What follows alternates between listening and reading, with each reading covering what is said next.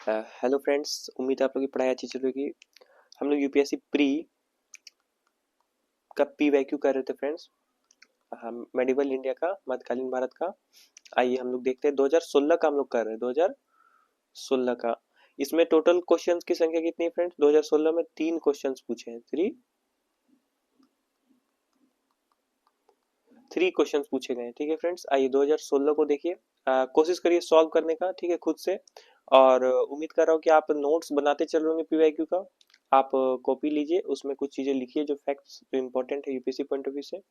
आइए, विजयनगर के शासक, यहाँ समझिए फ्रेंड्स, विजयनगर के शासक कृष्णदेव राय की कराधान व्यवस्था था ना, कराधान व्यवस्था से संबंधित निम्नलिखित कथनों पर विचार कीजिए।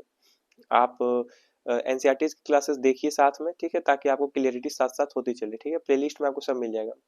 विजयनगर के शासक जो है कृष्णदेव राय गांधार व्यवस्था जो था लाए थे, उसके संबंधित में विचार करिए निम्नलिखित कथनों में। ठीक है फ्रेंड्स,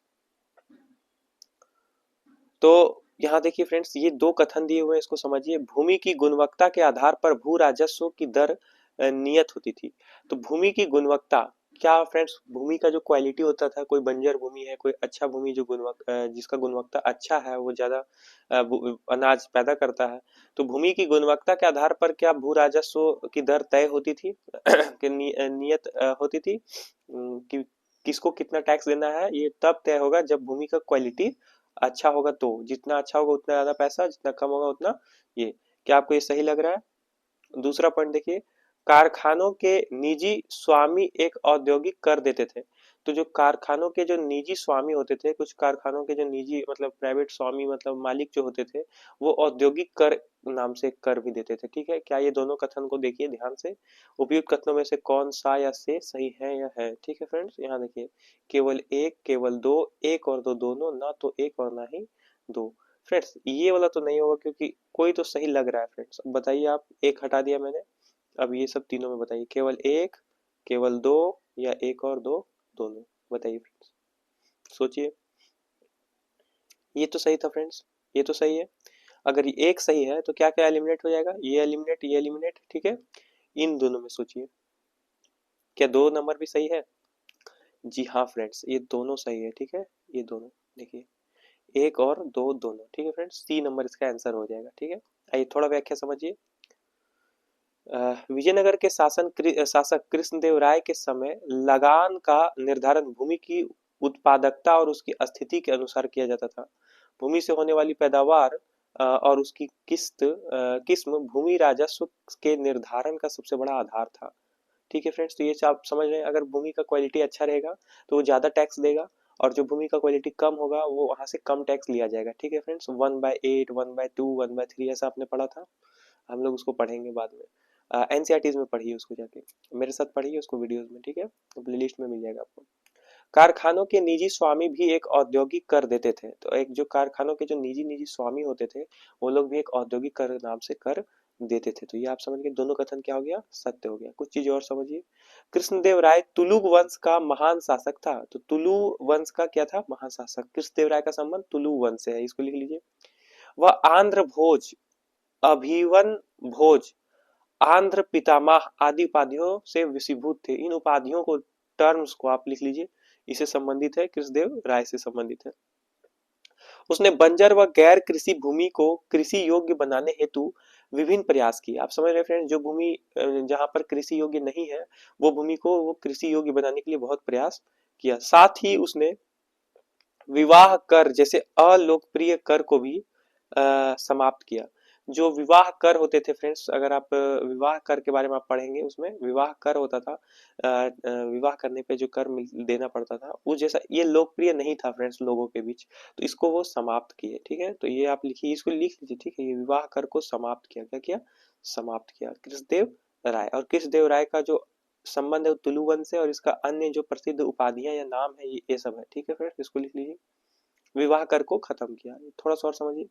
कृष्णदेव राय तुलु साहित्य है ना, तुलगु तेलुगु, अच्छा सॉरी फ्रेंड्स, कृष्ण राय जो है वो तेलुगु साहित्य का महान विद्वान भी था। उसने तेलुगु के प्रसिद्ध ग्रंथ, तेलुगु का महान देखिए, तेलुगु साहित्य का ज्ञाता था ये कृष्णदेव राय। और ये आमुक्त माल्यद है ना की रचना की थी। ठीक है, ये तेलुगु ग्रंथ है। ठीक है, आमुक्त माल्यद। ठीक है, उसकी यह रचना तेलुगु के 5वें महाकाव्यों में से मानी जाती है। तो ये पांच तेलुगु का पांच महाकाव्य कौन सा है, उसमें से एक ये भी है। ठीक है फ्रेंड्स, उसके दरबार में तेलुगु साहित्य के 8 सर्वश्रेष्ठ कवि रहे, जिसे अष्टदिग्गज कहा जाता था। थोड़ी तबीयत खराब होने की वजह से वीडियोस कम आ रही है फ्रेंड्स, लेकिन अब वेट करिए, सारे का सारे वीडियो में ला दूंगा। 8 सर्वश्रेष्ठ कवि जो होते थे उसको अष्टदिग्गज कहा जाता था। अष्टदिग्गज का संबंध किससे है, तो कृष्णदेव राय से है। आप ये याद रखिए, कृष्णदेव राय से अष्टदिग्गज का संबंध है। और तेलुगु साहित्य का ये विद्वान भी थे और इन्होंने एक रचना भी की थी, इसको लिखिए और लिख लीजिए कि ये संरक्षक भी थे तेलुगु साहित्य के। ठीक है, अष्टदिग्गज 8 सर्वश्रेष्ठ कवि इनके पास रहते थे। आइए, 3 क्वेश्चन था, एक क्वेश्चन आपने किया, दूसरा नंबर समझिए, इसको बनाने का ट्राई करिए, एकदम बेसिक क्वेश्चन लग रहा है।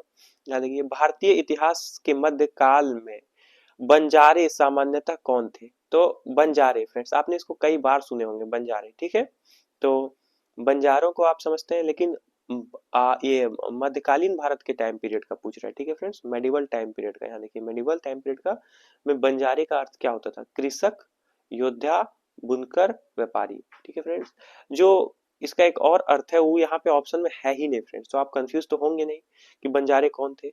तो कृषक थे, बुनकर थे, योद्धा थे या व्यापारी थे, इस पर सोचिए। आपने अगर पढ़ा होगा तो आप बता पाएंगे। हाँ, इसका क्या हो जाएगा आंसर, इसका आंसर हो जाएगा व्यापारी थे। क्या थे फ्रेंड्स, व्यापारी। आइए यहाँ थोड़ा समझिए, भारतीय इतिहास के मध्यकाल में बंजारे सामान्यतः नमक के व्यापारी वर्ग से संबंधित है। तो नमक के व्यापारी, इसको लिख लीजिए, मेडिवल टाइम लिखिए और बंजारे लिखिए। और इसका अर्थ क्या होता था, सामान्यतः नमक के व्यापारी वर्ग का संबंध था। बंजारा, जिन्हें लंबनी, वंजारा और गोर माटी भी कहा जाता था, ये सभी बगल में आप लिख सकते हैं अपने नाम। ठीक है, ये नाम। तो एक ऐसा समुदाय जिसे आमतौर पर घुमंतू समुदाय के रूप में वर्गीकृत किया जाता था, जो भारत के राजस्थान में पाए जाते थे। अब ये संपूर्ण भारतीय उपमहाद्वीप में फैले हुए हैं। बंजारे पारंपरिक रूप से बैलों और नमक की आपूर्तिकर्ता व्यापारी माने जाते थे। ऐसा माना जाता है कि बंजारा शब्द संस्कृत शब्द वंचर से आया है, अर्थात वनों के विचरण करने वाला, है ना फ्रेंड्स। यहाँ समझिए, अब एक बात समझिए फ्रेंड्स कि यहाँ पे बंजारों का क्या कहा गया है कि ये नमक के संबंधित है। और देखिए, बंजारे क्या होते हैं, घूमने वाले होते हैं फ्रेंड्स। ठीक है, तो कृषि, अगर कृषक है और बंजारा शब्द है फ्रेंड्स, तो क्या ये मेल कर रहा है फ्रेंड्स, नहीं ना। कृषि क्या होती है, एक जमीन पे की जाती है और फिक्स टाइम, बहुत लंबे समय पर एक ही जगह पे रहना पड़ता है फ्रेंड्स। ठीक है, तो ये तो नहीं होगा फ्रेंड्स। ठीक है, आप समझिए, बुनकर ये भी कुछ एक फिक्स जगह पे होता है, क्योंकि ये जो चीजों से बुनाई करेंगे वो क्षेत्र भी कृषि से आ रहे हैं। जो ऊन ऊन या, एक मिनट फ्रेंड्स आवाज आ रही है, जो ऊन या कुछ होंगे वो एक फिक्स जानवरों से या एक फिक्स खेत से आ रहे होंगे। तो बुनकर भी नहीं होगा फ्रेंड्स, जो घूम घूम रहे बन जा रहे, तो उसी को कहते हैं जो घूमते हैं। योद्धा और व्यापारी में कंफ्यूजन अगर है आपको फ्रेंड्स, व्यापारी का क्या काम है, ये विभिन्न जगहों पे जाते हैं फ्रेंड्स व्यापार करने के लिए। ठीक है, खास तौर पे नमक के संदर्भ में तो ये आपको व्यापार कर रहे हैं। योद्धा क्या होता है कि एक एक फिक्स क्षेत्र के लिए युद्ध करता है ना फ्रेंड्स, ये अपने सीमाओं तक ही युद्ध करेगा, इसको बढ़ाने का कोशिश करेगा, लेकिन ये सीमाओं तक रहेगा। लेकिन व्यापारी क्या होता है, तो ऐसा आप थोड़ा सा अपना बौद्धिक क्षमता लगा के भी एलिमिनेट कर सकते हैं कुछ चीजों को। ठीक है फ्रेंड्स, और यहाँ पे कंफ्यूजन है तो यहाँ भी आप समझिए, एलिमिनेट किया कि ये योद्धा जो है वो कुछ क्षेत्र में ही रहेगा, व्यापारी अनेक क्षेत्रों में जाता है, एक देश से दूसरे देश चला जाता है। तो यहाँ पर हो सकता है कि ये ऐसा आप एनिमेट करके कर सकते हैं खुद से। हालांकि आपको पढ़ना है, जब आप पढ़ रहे हैं तो उसको ध्यान रखना है। और संस्कृत शब्द से लिया गया, इसको थोड़ा समझ आइए, वनों में विचरण करने वाले, वंचर। ठीक है, लंबानी या लमानी शब्द संस्कृत शब्द लवण से लिया गया है। प्रतीत होता है कि जो प्रमुख वस्तु थी जिसका यह समुदाय व्यापार करता था, अतः बंजारे मुख्य रूप से व्यापारी थे। क्या थे, व्यापारी थे। इस समुदायों की महिलाएं कढ़ाई का काम करती थी, परंतु उनके जीवन यापन का स्रोत नहीं था। हालांकि महिलाएं जो है वो कढ़ाई का काम करती थी, कढ़ाई का, लेकिन वो उसका मुख्य जीवन स्रोत नहीं था, उसी से सिर्फ आजीविका नहीं चलती थी फ्रेंड्स। ठीक है, यहाँ कुछ बातें हम लोग समझे, एलिमिनेट करने का तरीका समझे, बेसिक क्वेश्चन था, थोड़ा सा कंफ्यूज कर सकता था अगर आप। क्वेश्चन नंबर 3 देखिए फ्रेंड्स, मध्यकालीन भारत के आर्थिक इतिहास के संदर्भ में, है ना, मेडिवल टाइम का पूछ रहा है फ्रेंड्स, आर्थिक इतिहास, ठीक है, इकोनॉमी हिस्ट्री पूछ रहा है के संदर्भ में शब्द, एक शब्द है, मैंने बताया था कीवर्ड्स आपको हमेशा याद रखना है, अर्घट्टा। अर्घट्टा, यहाँ देखिए, अर्घट्टा किसे निरूपित किया जाता था, तो अर्घट्टा इकोनॉमी के संदर्भ में मेडिवल पीरियड में ये किसको संबोधित करता था, बताइए।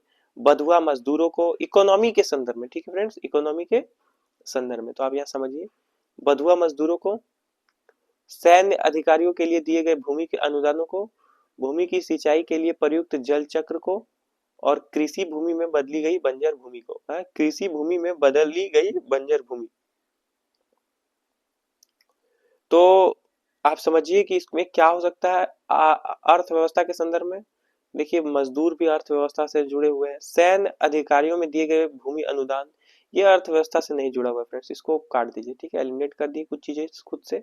अब ये बचा बधुआ मजदूर, निम्नलिखित में से किसी सिंचाई के लिए प्रयुक्त जल चक्र वाटर, सिंचाई देखिए फ्रेंड्स ये इंपॉर्टेंट है, इसको आप रखिए, और कृषि भूमि में बदली गई बंजर भूमि, है ना, इसको भी एलिमिनेट कर दीजिए, क्योंकि कृषि भूमि बंजर, इसको हटा दीजिए, ये और ये देखिए, ये भी है फ्रेंड्स, लेकिन इसको हटा दीजिए आप, यहाँ इन दोनों में आप देखिए क्या ज्यादा सही लग रहा है आपको, बधुआ मजदूरों के लिए या फिर भूमि सिंचित वाटर के लिए। आपने अगर पढ़ा होगा तो ये इसका आंसर है, सी नंबर इसका आंसर है फ्रेंड्स, सी नंबर।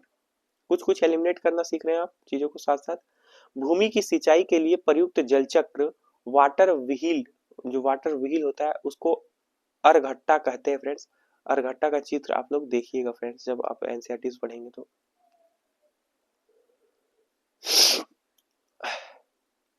देखिए फ्रेंड्स, मध्यकालीन भारत में अर्घट्टा कृषि भूमि की सिंचाई का एक तरीका था। प्राचीन और मध्ययुगीन भारतीय वैज्ञानिकों ने खगोल विज्ञान, गणित और चिकित्सा जैसे क्षेत्रों में असाधारण प्रगति की थी। उस टाइम पीरियड में बहुत सारा ये लोग डेवलपमेंट ला रहे थे।